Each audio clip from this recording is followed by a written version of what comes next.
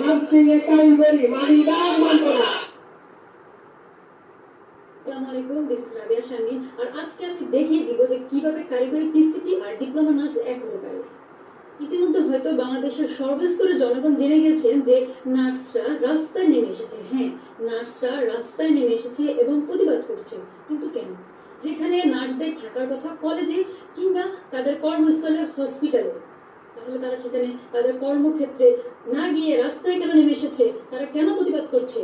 কি এই প্রতিবাদের কারণ? তাদের দাবি বা কি? তাদের এই মানববন্ধনের উদ্দেশ্যই বা কি? আসুন জেনে নিই। এবার শুনেন কি করে কারিগরি পিসিটি, পেশেন্ট কেয়ার টেকনোলজি আর ডিপ্লোমা নার্স এক হয়। আগে জানি নার্সিং এ চান্স পেতে হলে কি করতে হয়।